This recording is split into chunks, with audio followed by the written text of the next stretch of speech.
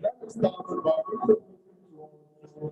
the actual chancellor of our great university, Professor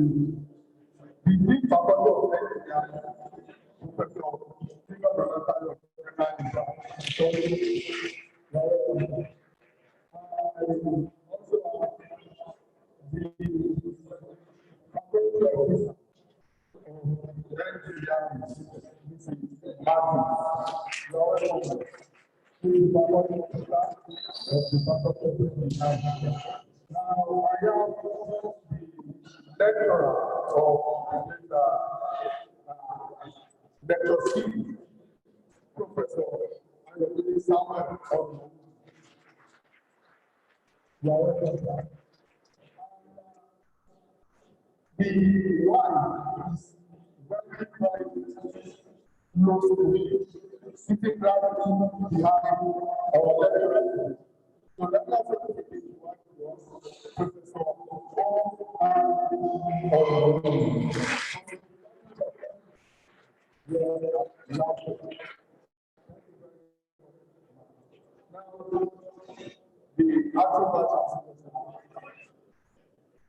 Deans of various faculties, professors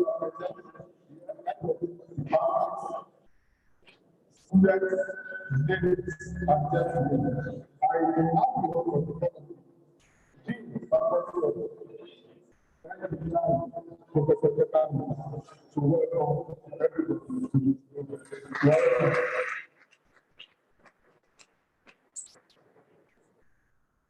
The acting vice chancellor, Deans of various faculties here present, the chairperson, committee of proposed and Deans of various faculties, heads of department here present, distinguished professors in the Department of Engineering and Technology and in various faculties of the university, heads of the departments, we are all seventh lecture series of Faculty of Engineering and Technology. And the lecture of today is so important because we talk about economics. And the lecture of today is Civil Professor of Mechanical Stroke Industrial Engineering. The fact is first and second degree is in this area. While it is theory war in economics. It's going to be delivering a lecture titled Economics, the bedrock of human machine system design. I want to see that and listen to the lecturer teaching us this aspect of the discipline of industrial mechanical engineering. And I believe at the end of today's lecture, we better talk about this discipline. We are very welcome. Want to sincerely thank our vice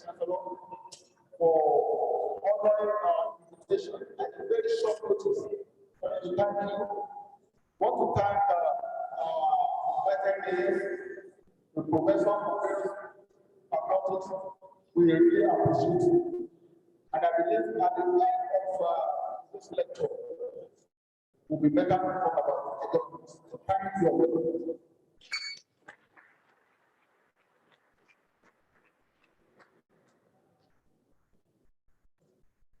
Thank you very much, sir. The faculty of engineering. Now, once again, I'm going to read the citation of the lecture.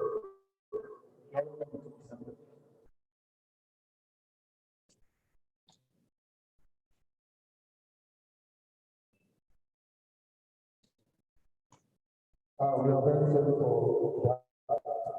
Before we start the lecture come on board, I want to call the acting Vice Chancellor to give us his opening remarks and the lecture.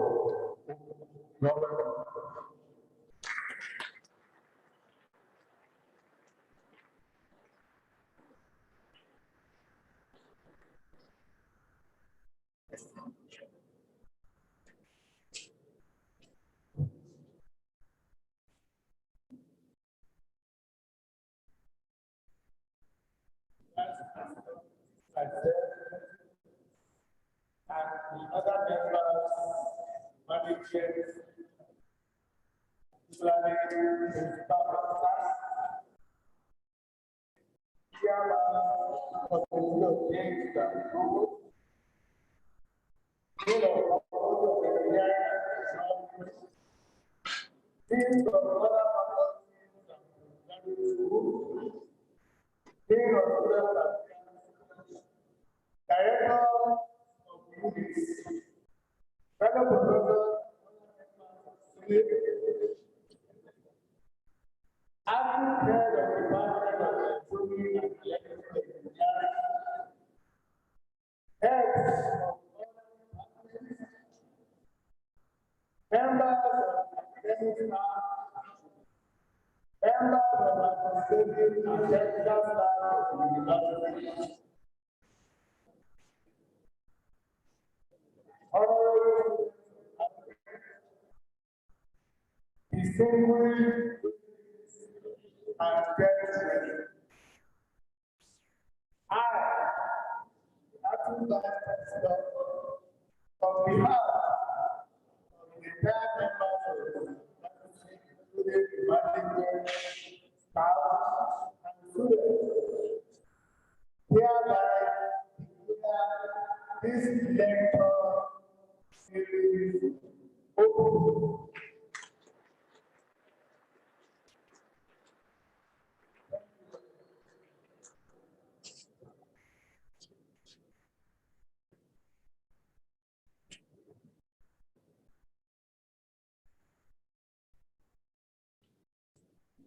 Thank you very much, the acting Vice Chancellor. I believe that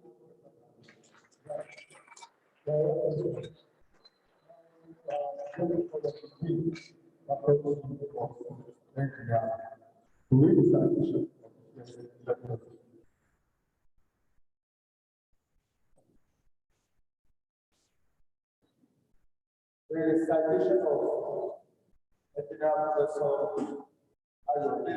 Professor Samuel FNSC, MD Engineer Professor Samuel started his engineering career at the University of Ibadan, where he got the BSc Social Engineering in 1991. He had his NYC proposal as the Ahmad Bello University Graduate, where he served as a graduate assistant in the Department of Mechanical Engineering. The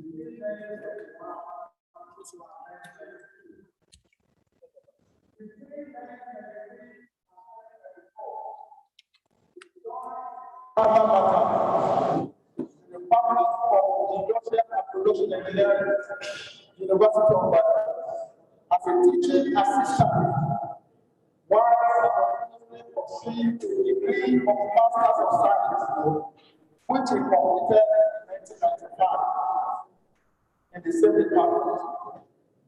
In furtherance of his academic career, he got admission for his PhD and bagged his PhD in mechanical engineering in the year 2009 at the Laboratory of the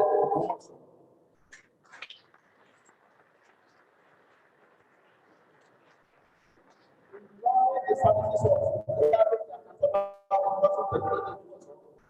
an assistant lecturer in 1997 in the Department of Mechanical Engineering and progressed steadily in his social career till he became a professor of mechanical engineering in 2016.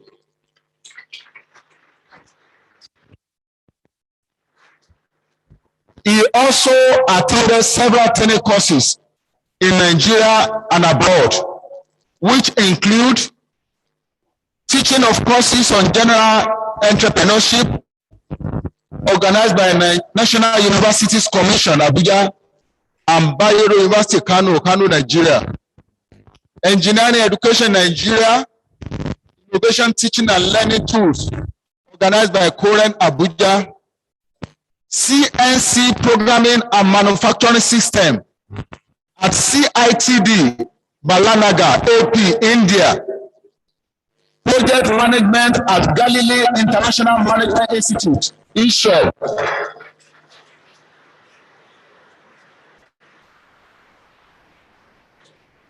Economics and Human Factors, Strategic Solutions for Workplace Safety and Health at Harvard T.H. Chan, School of Public Health, Boston, USA.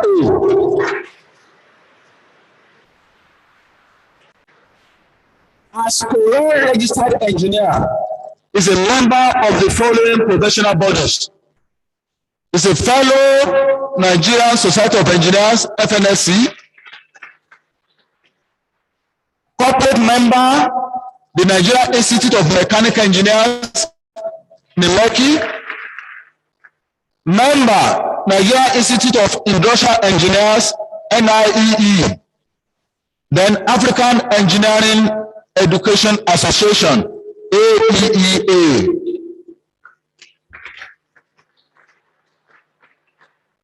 As an academic, Engineer Professor Naomi has demonstrated his excellence in teaching, research, and community service.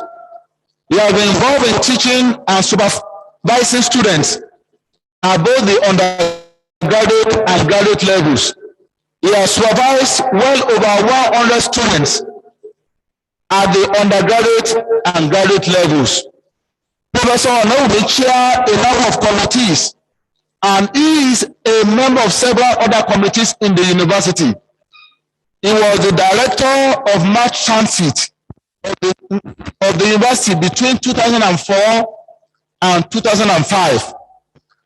Also, he was the acting head of the Department of Mechanical Engineering in LAUTECH between 2008 and 2012. To his credit, he has over 60 publications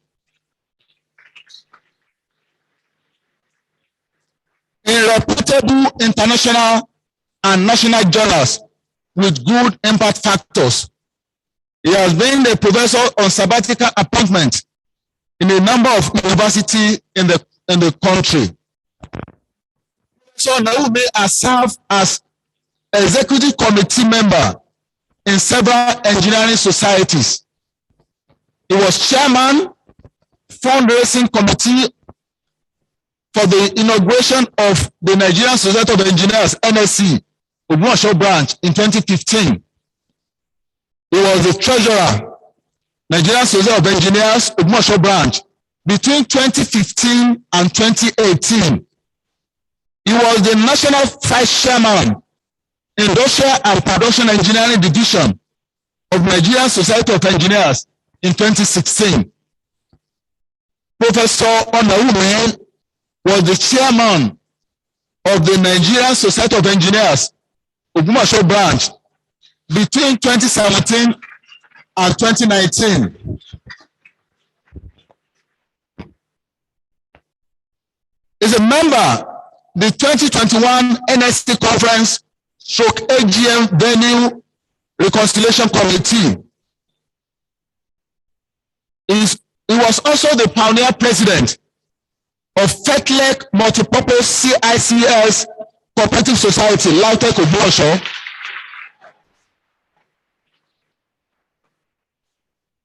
Professor Onawume was elected as a representative of Senate on Lautech Governing Council in April 2021. So to some of us who are workers in this university, this is one of our employers.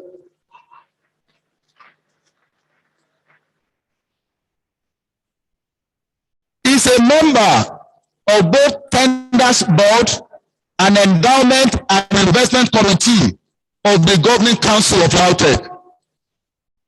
He was appointed as the chairman of Board of Survey, as well as the chairman of University Students Appeal Committee. Professor Onawume is happily married to Professor Mrs. O.O.E. Onawume. I have the singular honor to invite the lecturer of today to do justice to the lecture of today.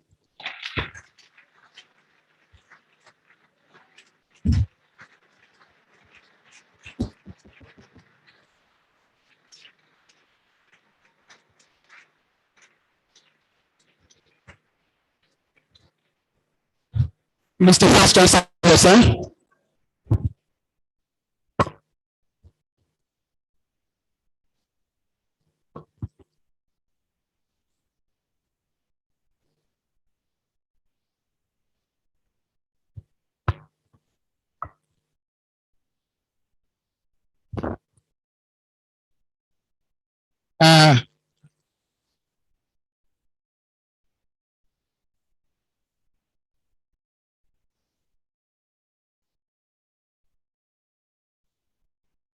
All protocols duly observed.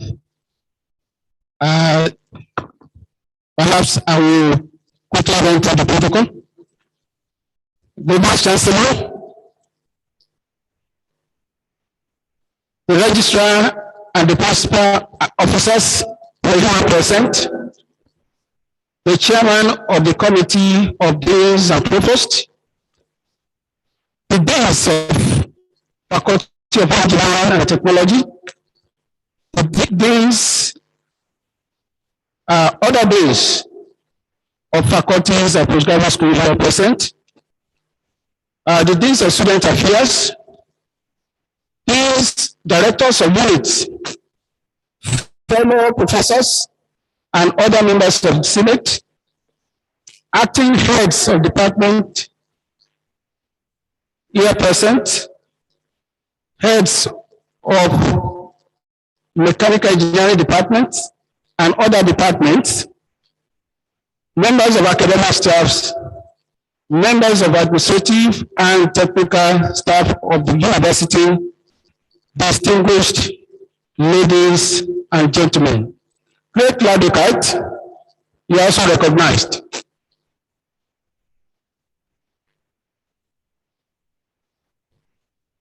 I will praise thee, for I am fearfully and wonderfully made. And this I know. And that this I know well, as found in the book of Psalms, chapter 139, verse 14. The next slide. The lecture outline is as presented. Now, the introduction. This lecture, as titled, is about ergonomics. Ergonomics, the bedrock of sustainable man-machine system. I would like to first of all create our indulgence to all stand up.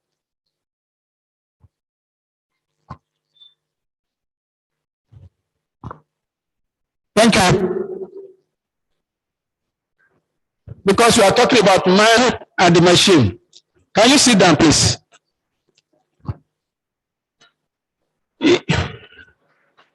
Interestingly, now when we talk about a system, generally, almost every one of us will deal with systems on a daily basis. System is an integral of several things, components, which includes man himself, especially when we are talking about systems involving man. Again, we need to understand the fact that ergonomics addresses relationship between man, the machine, and the environment.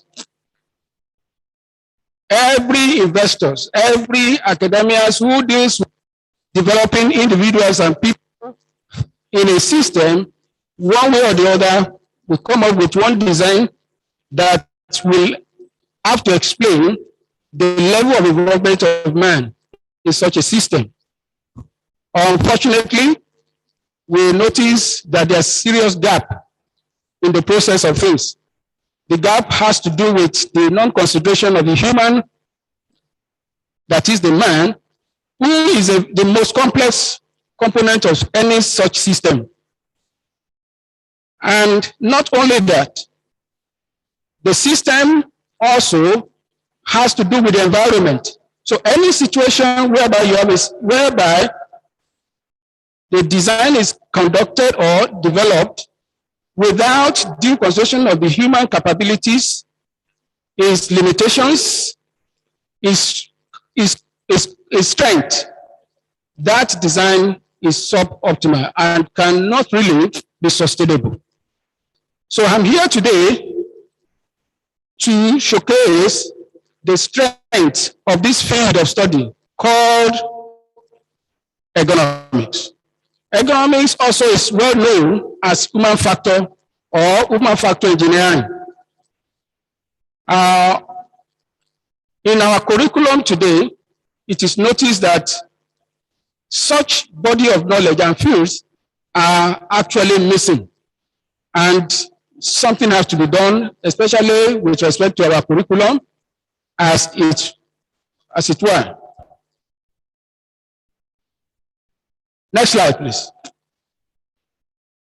Again, we deal on daily basis with manual material handling systems. Of course, in olden days, most of the movement of things center on just manual handling of materials, manual handling, and operation of equipment. And that place a higher demand on the human being that's operating the system. In which case, you see a situation where a lot of design were made without due consideration of the peculiarity of the operator in question. The manual operations would include the moving of parts, the moving of materials, the moving of items within the workspace in any design. Ergonomics is a field that is emerging in this part of the world. In advanced countries, it has done a lot. Of course, it has developed a lot with a lot of research that are still going on in the area of ergonomics.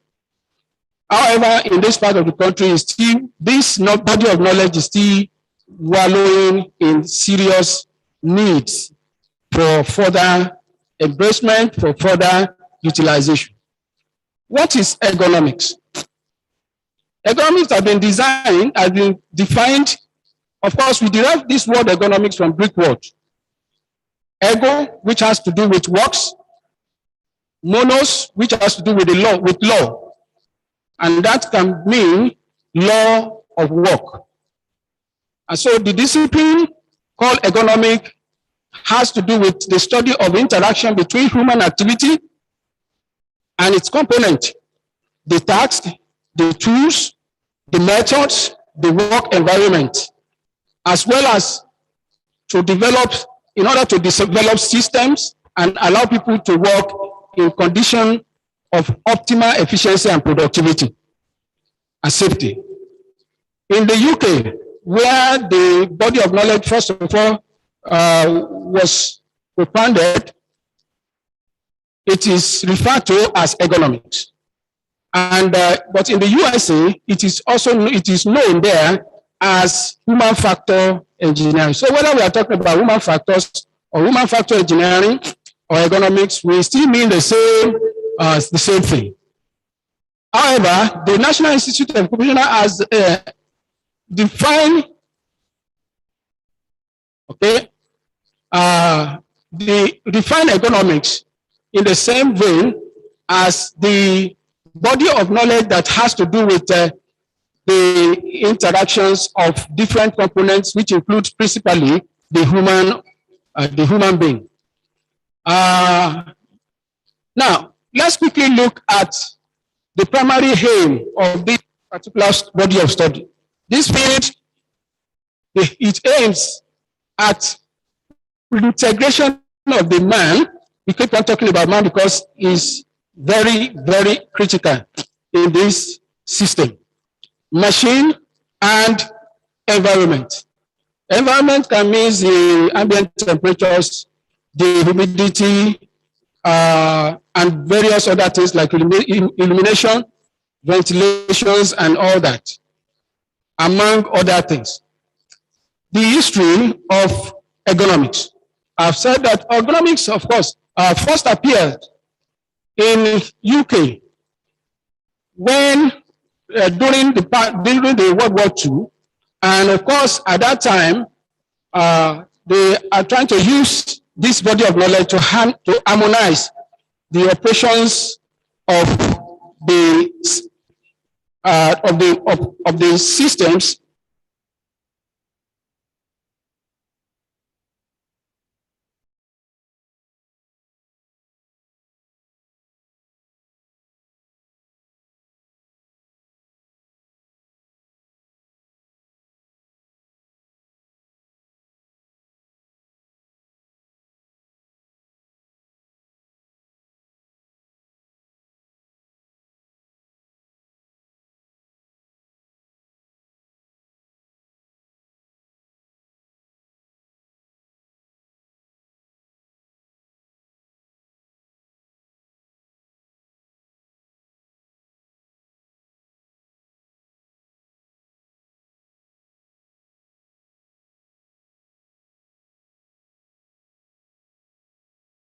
it, whether in the field of agriculture or in the field of medicine or in even applied sciences, there's a need to include that area called ergonomics as a course, that which will impact the awareness and also impact the result, bring out the result that will impact on the population, especially the Nigerian population. So we can see a number of things coming to play in this case and the interaction between the various fields of study. So that makes it a multidisciplinary specialty. Right. We have three major divisions of ergonomics: the physical ergonomics, the cognitive ergonomics, and the organizational ergonomics. In the case of physical ergonomics, we are particularly talking about human activities, the human anatomy, the anthropometry, the physiology, the biomechanical and characteristics as they relate to physical activities of human beings. While the cognitive ergonomics looks at the mental processes, the perception, the memory, the reasoning, and the motor response as they affect the interactions of among humans and other elements of the systems. We have talked about two major elements of the system, characteristically the environment and the machine. Then organization ergonomics, or which we call macroergonomics, is about optimization of the socio-technical systems. These include the organization structure, policies, and process, which are also very important to enhance the inclusion of economics in our daily activity. For the case of physical economics, in fact, that's what we have just demonstrated. A number of us, we are now seated on a seat. And indeed, some of us, we have different postures. And with time now, I know we will begin to adjust our bodies as we are seated on those seats. This is about human factor, because the longer we sit on the fixed position, the more the stress builds up on the physiology of human being. And so it is very important to be sure of the design of what we are sitting on. We can see practically in most of our various lecture theaters, the type of seat that are being used by the students. Some of these things are ergonomically bad. They have shown forth some level of misfit between human demands and the design of those seats. In fact, in most cases, the designers or the furniture makers, they don't even consider whoever is going to sit there in pattern of their variabilities. The cognitive economics has to do with the design of work conditions and the environment, which enhances the cognitive functioning and human performance at work. These are physical things like the AC here, at least provides some level of comfort for us as we are seated, because the larger the number of people here, the more heat dissipated and the more inconvenient it could be if this place remains without any air conditioning system. So this particular area try to enhance productivity of people occupying a particular facilities through inclusion of their peculiarity in the design of these systems. The same thing with the organizational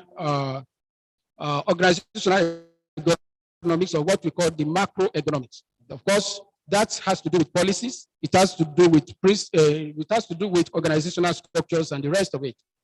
The principle of economics, which whoever is interested in enhancing the performance of any of such system must look into or must consider, include number one, the work that the individual working in man-machine system must work in a natural position. Natural position, that is the most comfortable position as it's pleased, as the body demands. Decrease the need of excessive force and keep materials within reach. You may not need to stretch your body before you reach onto the various component parts of your systems. Work at proper height. There's a design standard on the height of the seat as we are seated there.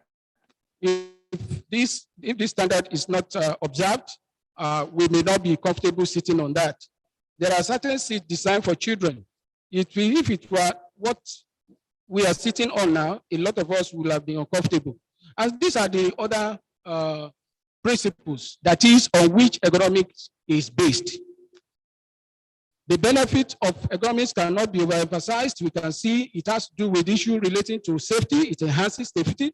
It improves the comfort. We need to be at a level of comfort before we can carry out our work productively.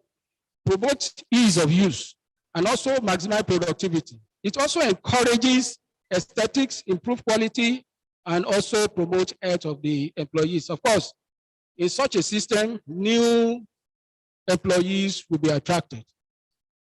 We are talking about system generally. My machine is a system itself.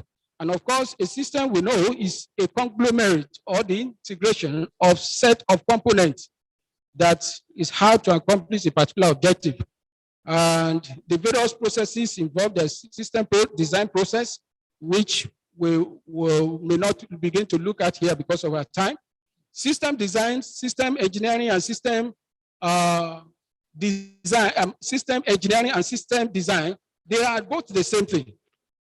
And it has its own established design focus. Then also the design applications. The ergonomics has a lot of applications, especially which are categorized into 4. The workplace design, the product design, the information design, the environmental design.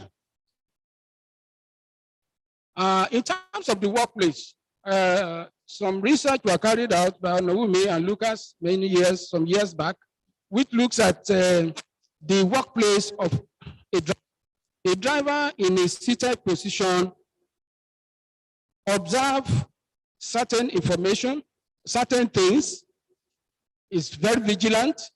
He occupied a particular space within which all the various control buttons are located and not necessarily far from his reach. And so the focus of this workplace design, the design of such workplace as this, includes the issue of visual display units, that's the dashboard, the various things that are there, like the speedometer, the temperature gauge, and the fuel gauge, and all that, they must be within his reach. Then also the space, the issue of noise and illuminations, all these forms the focus of the design. So whatever design, whenever we are carrying out the design relating to this kind of systems, we must ensure that we address each of these points.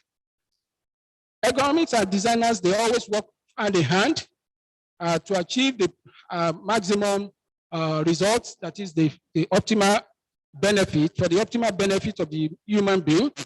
Apart from human being, we know that the safety of the equipment being used is also important.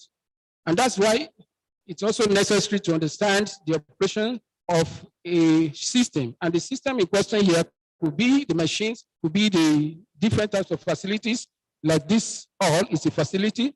The seat on which where we are seated, that chair is also a facility. So the design of each of these things and the arrangement of this particular seat matters to an ergonomics.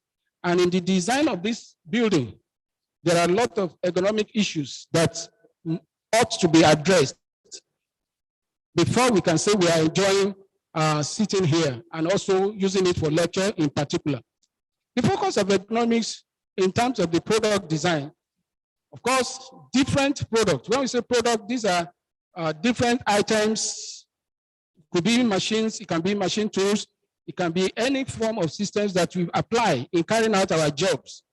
And those systems, you know, as an ergonomics, they make certain critical input that could make the use of such facility comfortable, safe, and of high productivity. And that is some of the things we will briefly look at here. Now, what are the fields of applications? It cut across several areas. In the agriculture, we have different implements, agricultural implements that are being used, including the simple ones like hoes and cutlasses.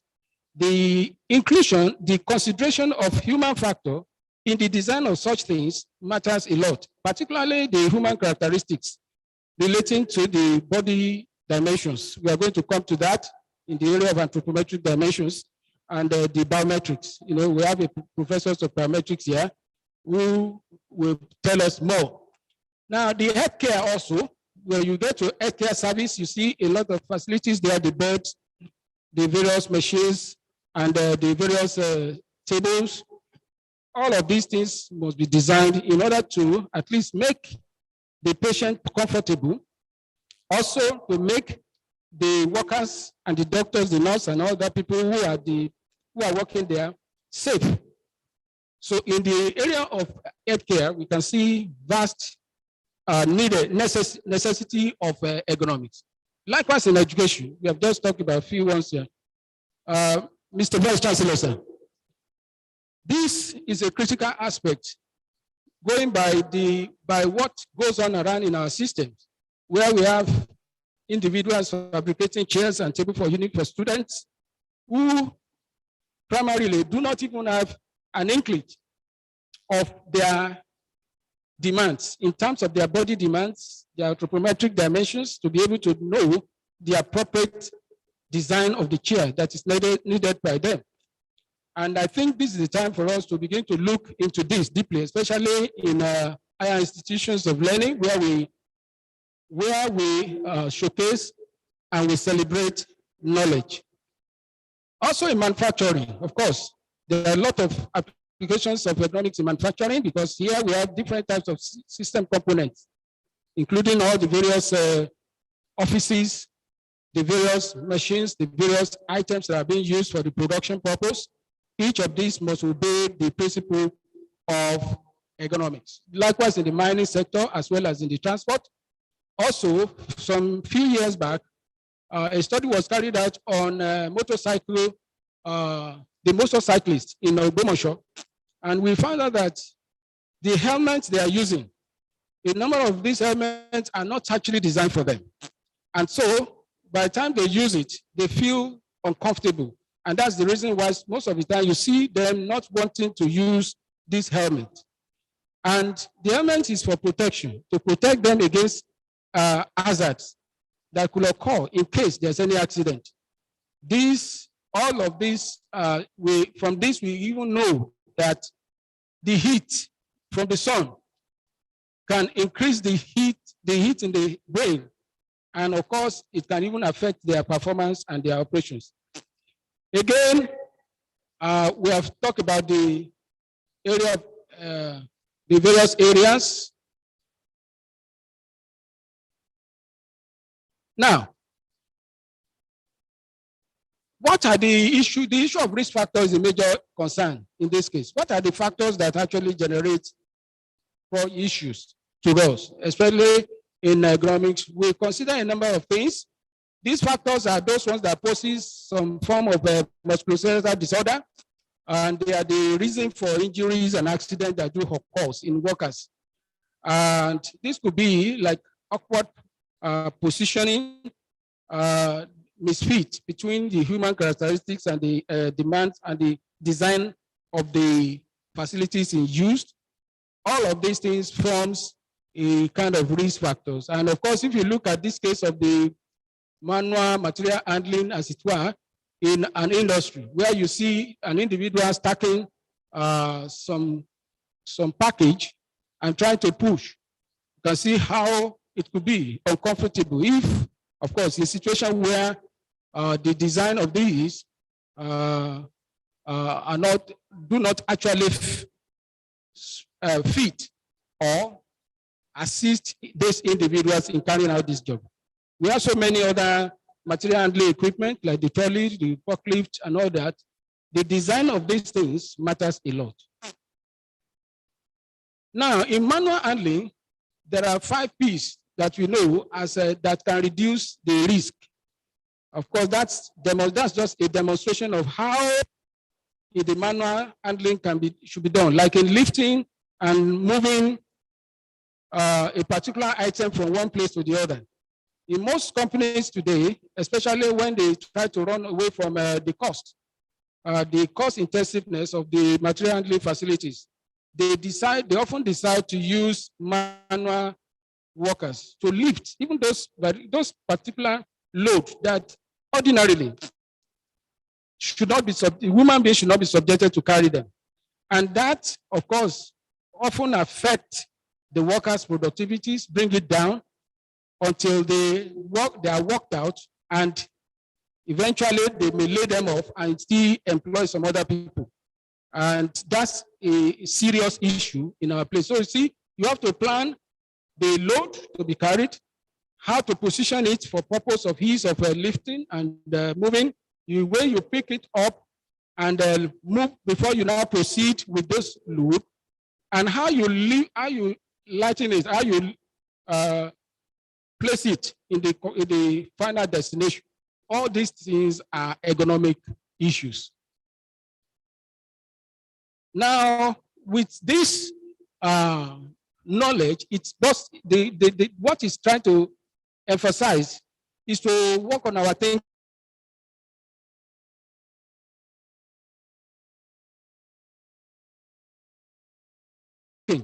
Our thinking should be on a lot of risks associated with that, particularly the lower back. We have seen several cases of lower back challenges, which are simply because of the type of weight that was lifted. In fact, it has been found out that any load that is beyond 11.5 kg should not be lifted, else it will have some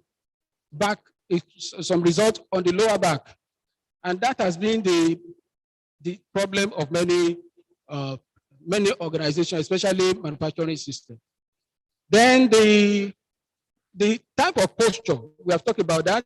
The posture while at work matters a lot. In fact, in most cases, the static posture is very prevalent and it has its own challenges. While we recommend dynamic posture, yet we still have to monitor the understanding of the human peculiarities.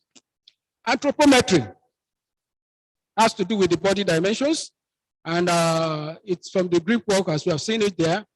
And it's a body of study that deals with the scientific measurement of human body dimension. This may look somehow, but you cannot get the best fit, the dress that best fits you without being measured. So also, if there's any machines or any facility that's going to be used by a human being, there's a need for an inclusion of the variability of the human body, which we refer to as human characteristics, part of the human characteristics, in the design and the fabrication of such a thing.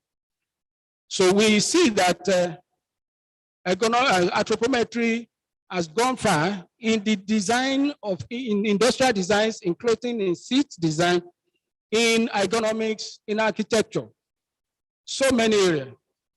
Interestingly, it is very important for us to know that even as we move from one continent to the other, the human body features vary significantly. Research has shown this. And so if there are some facilities or some items or even materials, equipment that are fabricated, like in India, if you look at some of the typical India vehicles, it's difficult for us to operate them here. Such are the starlets and these other small vehicles that are being used for commercial. If you have happened to enter into it, you see how you crouch and manage to sit inside it. And simply because their own body dimensions and demands were the consideration for those vehicles. So as soon as you bring it here, you are bringing problems, uncomfortable situations. And people live by that, they live with that and develop a lot of musculoskeletal challenges. All right?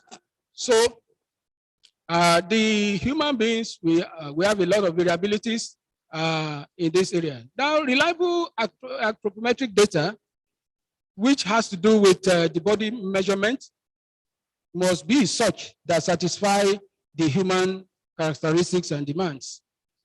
We know that as human beings, our limitations and capability is determined by our features, our various variations of our body, various body measurements. These are typical examples of static or structural body dimension. A person seated in a fixed position, and you try to take his dimension. This is not about the fashion design trying to take your measurement. This measurement has to do with the use of equipment or systems where an individual operating it have to be in seated conditions. And it's more comfortable anyway to operate in seated posture than in standing sometimes. Apart from the static or structural body dimensions, you have also dynamic and functional ones. That has to do with the dynamic one, which has to do with changes in the body positions, the measurement we take as a result of variations in our postures, which has to do with crawling length, crawling height, crawling squat, the length and the height of prone, and the rest. The data collected for anthropometric purpose are often in a very large volumes. Of course, if you really want to make use of anthropometric data, it shouldn't be few set of data.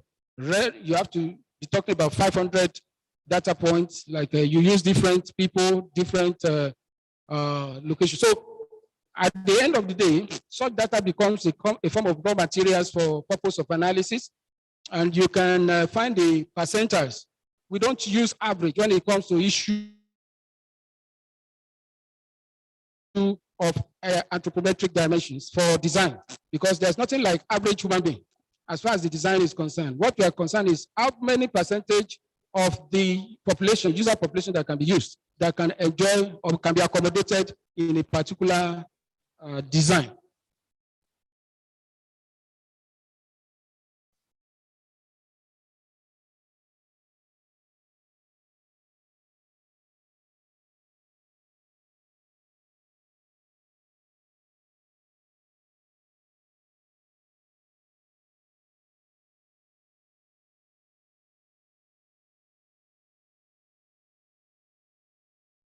Next slide. Okay. Well, to get anthropometric data, we have to cut into doing that. We have different human beings considered as mechanical components. All the various bones in the systems, they are formed and framed mechanically. And so we can use some body of knowledge in mechanics to solve a lot of problems, especially relating to kinematics of human body systems. So a lot of work has been going on in this area, whereby we try to see the movement of the various parts of the body in relation to the other. And that also gives back to what we call occupational biomechanics. Each occupation has its own peculiarity, and the body movement for these occupations could differ significantly from each other. And so we are interested in knowing the mechanical functioning of the human parts, either at the lower extremity or the upper extremity or the thoracic or the head or neck. The various movement of this part of the system of human body makes a lot of meaning to us. This is a typical illustration of a man and the machine. The last lecture we had of feedback. There is a feedback in this case also. Am I right? The lecturer of the feedback. Now, here we have a man observing a system. Interacting with the system, he observed on the display certain information, and through that, it reacts to that to effect some controls on the machine. And he keeps on doing that continuously until he achieves his purpose. So a man machine is typical of that. The man in charge, he controls the system. All right. The next slide. The man machine systems are characterized as listed here. Of course, it consists of man, the machine, and the system. It's essentially artificial. As specific input and output, as the case may be, you must be able to identify those. As it varies in sizes and complexity. Systems varies in complexity, dynamic in nature, and also in performance. Then the subsystems of my machine also interact with each other from point to point. For example, if you look at the complex technological system called automobile, there are various subsystems which interact with each other, and the same thing in man-machine environment. The classifications of man-machine systems include the manual, the mechanical, and the automatic. These are broad categorization. We know when it is manual system, it is manually operated, simply like that. Mechanical systems, when you engage some equipment or machine tools to carry out some work. Automatic system, that is when you have a system that is automated, that is, it has the control unit within itself to do certain things, and thus reduce the burden or the involvement of human being in such system. Then also, we talk of the human physiological demands. That has to do with the postural issues. There are a lot of postural challenges which affect and influence our activities. Again, the next slide. Now, we have said the other time that when we are seated in a fixed position, we undergo some stress as time with time. And it could be at a point that our body begins to react somehow, in which case we experience a degeneration in our productivity as a result of fixed position. So it is found that sitting itself can be killing if it is done in excess. For example, if you sit here without standing in a fixed position for 2 hours without having time to stand and relax and move the body, it could degenerate into some physical challenges like the lower back problems, and some musculoskeletal disorders. Of course, when we are standing also, we cannot just stand on the same spot for too long. And there are certain controls that cannot be even effected using standing, particularly when you are driving. You cannot stand and drive. You have to be in a seated posture. Well, in conclusion, we now can see that as far as the area of ergonomy is concerned, all that is required now is a synergy between the theory of design that you know about the hardwares and the methodical approach of designs as it relates with ergonomics.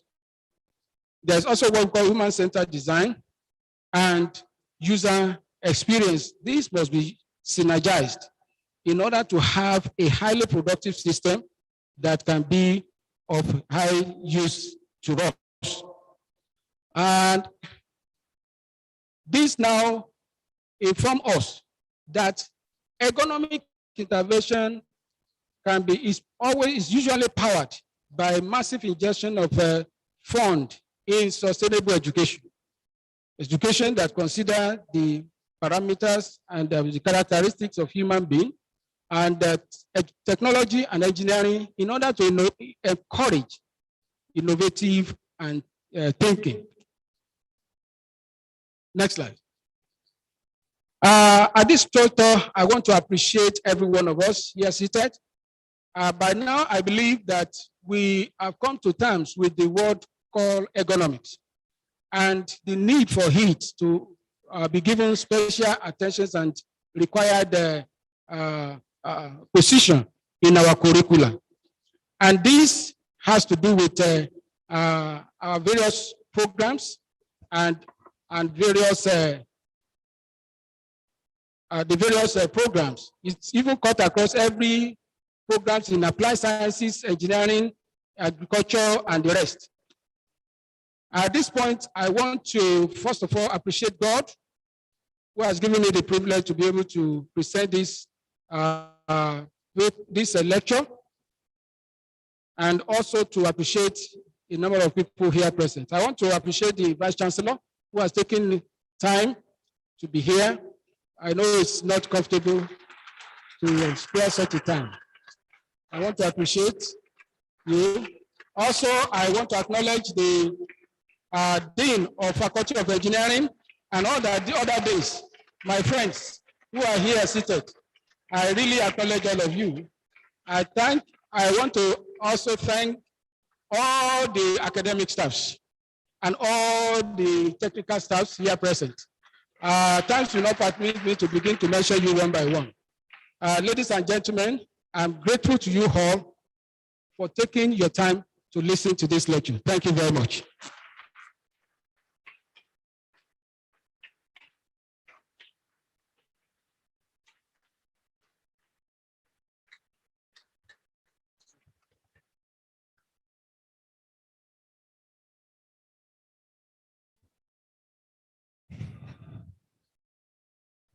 Thank you very much, sir. Thank you very much, sir. You may be seated. The acting Vice Chancellor, other invited guests, or other guests on the high table, we really appreciate Professor Onoyemi for that beautiful lecture. We appreciate you for that.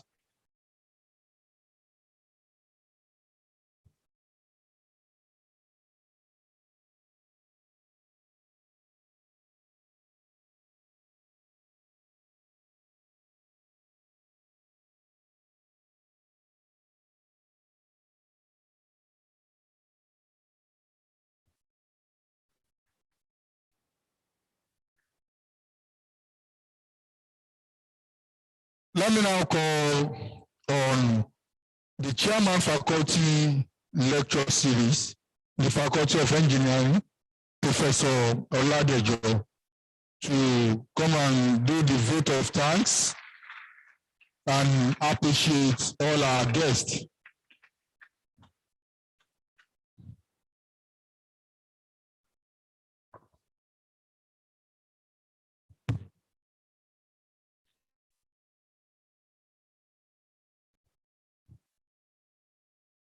The acting Vice Chancellor, sir. All protocol duly observed. Let me first and foremost appreciate our lecturer today, Professor Ayodele Samuel Onawumi, for honoring the invitation for giving the lecture. He was given a very short period of time for preparing this wonderful lecture that you have listened to today. Prof, thank you very much.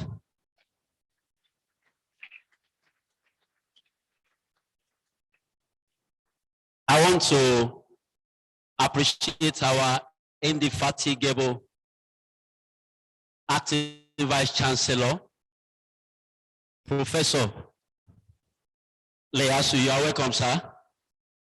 We want to appreciate him for coming from all the schedules that he has. In the 6th faculty lecture series, we invited him and he made it fit. Vice Chancellor, thank you so much, sir.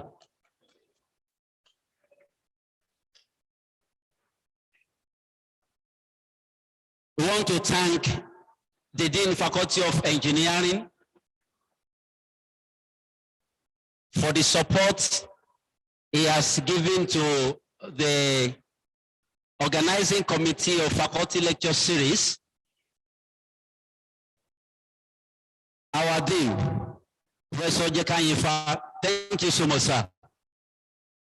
We want to appreciate the cognate deans that are here present, professors that are here present. We want to thank the head of departments in the Faculty of Engineering and Technology for the support given also for this lecture series. HODs, thank you very much. Let me appreciate the faculty and staff in the university that are present here today, both academic and non-academic, the technologists, for making this lecture a wonderful occasion. I want to appreciate all our students that are here. You are invited and you honor the invitation. I want to believe that you must have learned one or two things from the lecture today. The 6th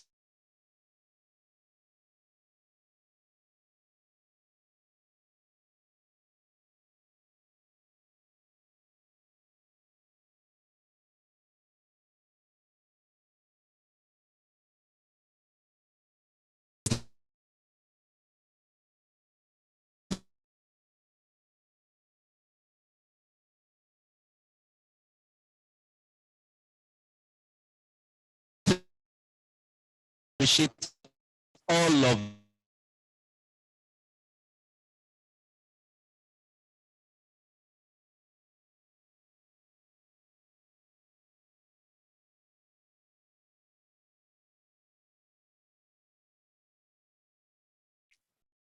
ranging from my dear friend and a professor, Professor Ajeni Koko, is a member of my team, you know. Dr. Ari Ganiyu is the one that manned the ICT and the visual for us. Dr. T.P. Abegunde You know, these are big people that were really working with me. Dr. Alade of Chemical, Dr. Adetola of Mechanical Engineering, Dr. Adeyanju of Food Engineering. I cannot forget to especially appreciate our people, our staff from the faculty office.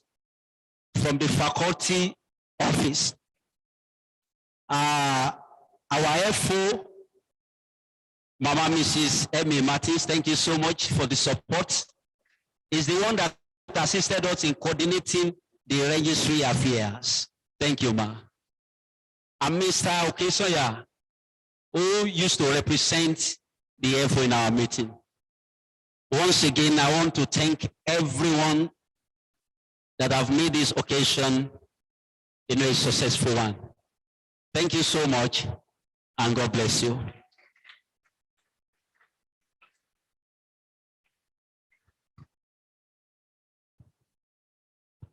Thank you very much, sir, for making it brief. Now, I will call on the acting vice chancellor, but before that, I want to recognize two important guests here, and they are members of the management team of the university. I have here the university librarian, Dr. Mrs. Adoke Aboyade. She's there. You are welcome, madam. Then I have the representative of the registrar of the university, Dr. Kayode Ogunleye. He is being represented here by Mr. A.O. Awoniyi. Mr. Awoniyi is also a deputy registrar. You are welcome, sir. We'd like to call on the acting vice chancellor to declare this lecture closed. You are welcome, sir.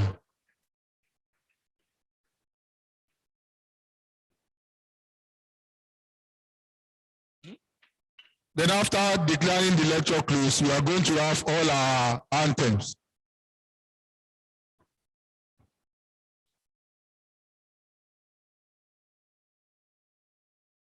Thank you very much, Mr. Moderator.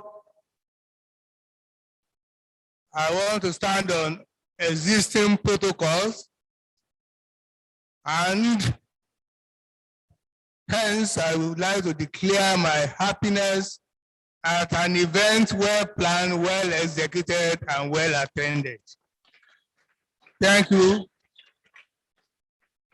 for participating in this epoch-making lecture series. Thank you very much.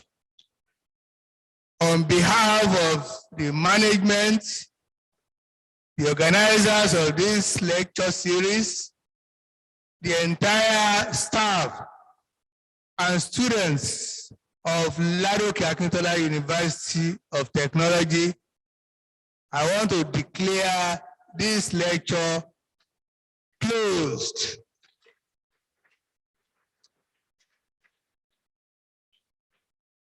Thank you very much.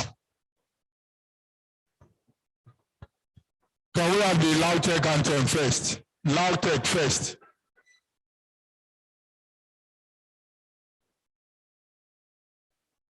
LAUTECH anthem.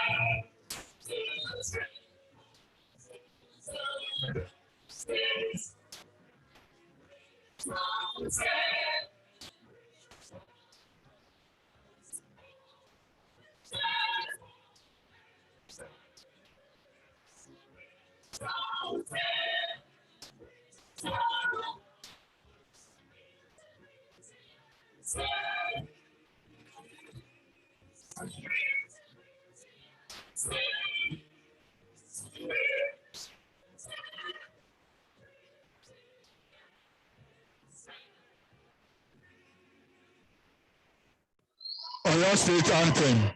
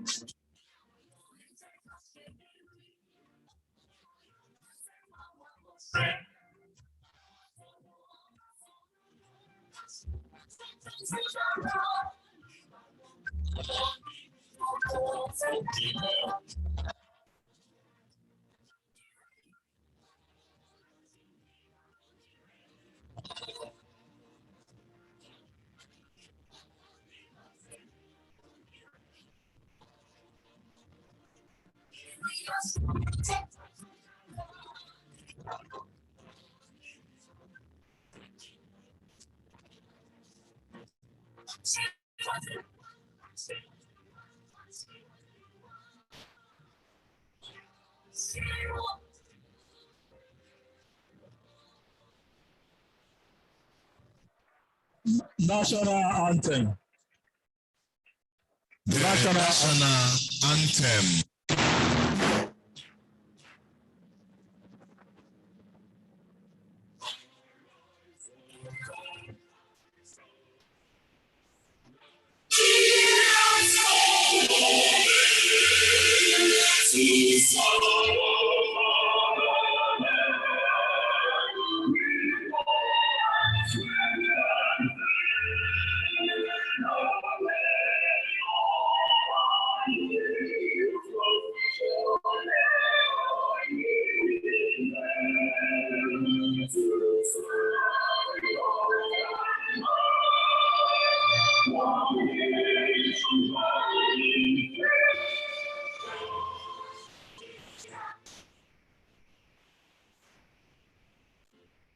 Let's remain standing as the Vice Chancellor leaves the hall.